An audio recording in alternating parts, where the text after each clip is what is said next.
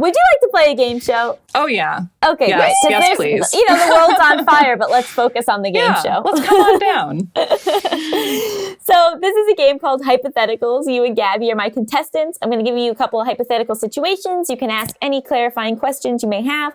Then you will tell me what you will do or your opinion of the situation. And I decide whose answer I like better. Okay, so our first game is America's favorite game show.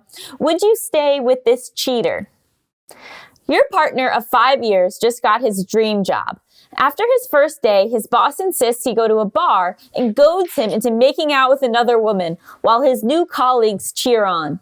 Would you stay with this cheater who is now making $500K a year? Sarah? This reminds me of a question I posed on Twitter today, which is, when did The Simpsons pass the point of no return? Which people have very personal answers for, because some people say it's the Frank Grimes episode. And I think that's the answer of people who would end it all right now. And because I don't give up on anything until it's totally scorched earth and I just want to go home, didn't give up on The Simpsons for several seasons after that, and still think that there are moments, and would probably have a big talking to about what is hiding in your soul that you would do this for your boss of all people. True. So you're willing to work it out. You're not going to leave immediately. I want to at least have a big conversation about it and figure it, because I feel like this is like the cheating is not worrying so much as the doing what your boss tells you to do sexually. And the people pleasing. What's that? That it's too much. I think it's too much people pleasing, but 5 years is a long time. And I feel like we could work on it if they were willing to go to therapy specifically to talk about people pleasing. And also maybe if they want to report their boss for sexual harassment. Right. What if this is a pattern with them? What if we need to take this all the way to the top, actually? And Sarah and I will take it all the way to the top. I hate to break it to you, but that girl in the bar actually was your partner's soulmate. So what is it?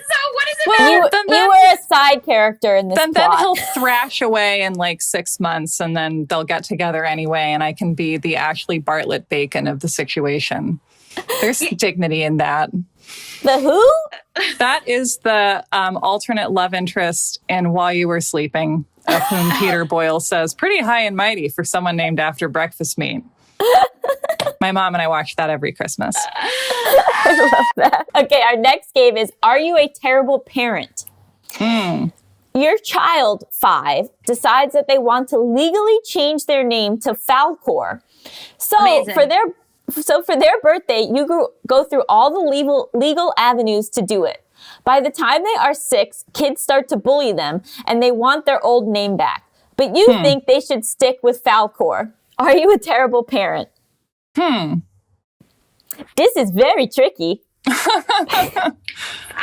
soon as you said Falcor, I went sweet, which shows you my reaction. My dad told me a story. My dad's an old hippie. He told me a story about people he knew that had a kid that he got to pick his name when he was 5.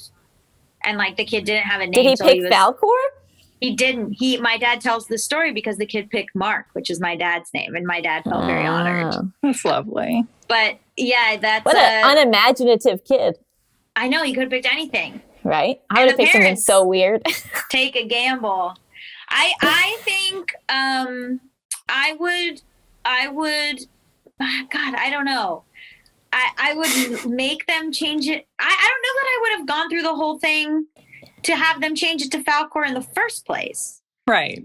Although as someone who wants to support trans kids, is this kid transitioning and wants to change their name? But then I would maybe try to steer them away from Falcor. I'd be how about we go with Ben? Could we do an Aiden, or something that shortens to Falcor?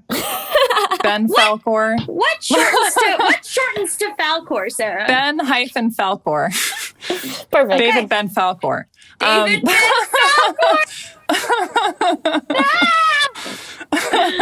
Now that's a name. I mean, I think that I feel as if the problem that I have made in this scenario in my initial overenthusiasm was in not simply telling my child who does not know the difference that I did legally change their name, and then just giving them a certificate that says that. And then, you can just tell the school that or whatever, or say that they like to go by. Like, I feel as if you could just lie to them. And then when they got bored of it, or if they did, and then if they were really still serious about it, then you can just quietly do it and just pretend. And then when they're 18, you can be like, remember that time when you were 5? I lied to you, but it all worked out. And presumably that's one of the least devastating scenarios you can describe to someone that way. Sarah just won. So you figured it out, Sarah. That is the correct approach. Great. And the answer is always lie to your kid. Yeah. All right. I'm ready for parenthood. That's good. Wow. Okay, so our final game, neck and neck. Is this person an alien or just rude? While getting a COVID test, the technician sticks their finger in your nose to gather a sample. They then wipe their finger on a swab and tell you that fingers are less painful, so they did you a favor, despite not warning you until their finger was already deep in your nose. Is this person an alien or just rude? Can you guys tell I just got a COVID test? Duh. God. Well, okay. As someone who has gotten a pelvic exam and then had the gynecologist, who was not my normal gynecologist, ask if I would help him write his autobiography. No. I think that this is just typical medical provider behavior in this great nation of ours. No. Yeah. So you're saying just rude, not an alien. I'm saying, like, not even maybe remarkably rude. Like, maybe there's like all kinds of I just feel like rude. the things that people like don't make a scene about when it's happening because you feel vulnerable when you're having a procedure done are, like, I'm sure just endless. Oh my God. I didn't say I would do it, by the way, but I also didn't give him a hard no because it was, Inside your body. It's a weird situation. Oh my God. I think, okay, I'm going to say this person is a rude. Well, sorry, but they're an alien with a tentacle finger. Well, that makes sense. So they can really go right up there. How did it become kind of cute? Sorry, it's a twist. Yeah, it is cuter. It's if they have more octopus attributes than that, then it might actually be cute. Yeah, it's very cute, but it's also shocking. Well, so you gotta tell them. You just gotta announce your intentions. The ET finger, it goes up, your eyes light up. No, it goes up and it unlocks all of your repressed memories. And Satan and that's what caused the satanic panic. Oh my God. We've come full circle.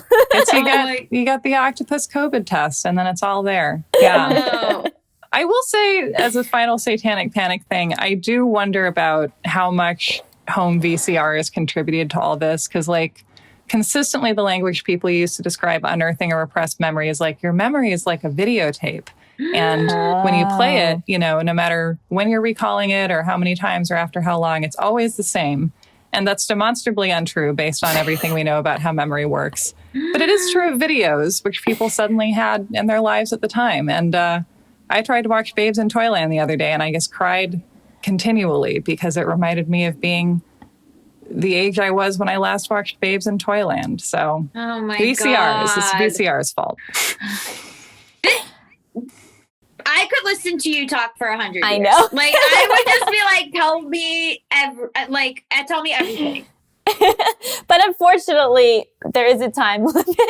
I know. Thank you so much for coming on. I feel smarter just from this episode. Where can people find you and follow all of your work?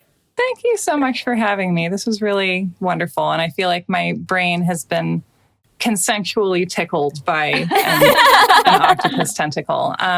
So I am mostly findable on Twitter at remember_Sarah. And I do You're Wrong About, which comes out on Mondays. And then I also co-host a podcast called Why Are Dads, about dads in film. And that comes out on Wednesdays. And Yeah, and someday you will be able to find me in the real world again, and I'm excited about that too. Oh, we are as well. Stick around after the break. We'll be talking all about our divided nation. Very exciting and uplifting.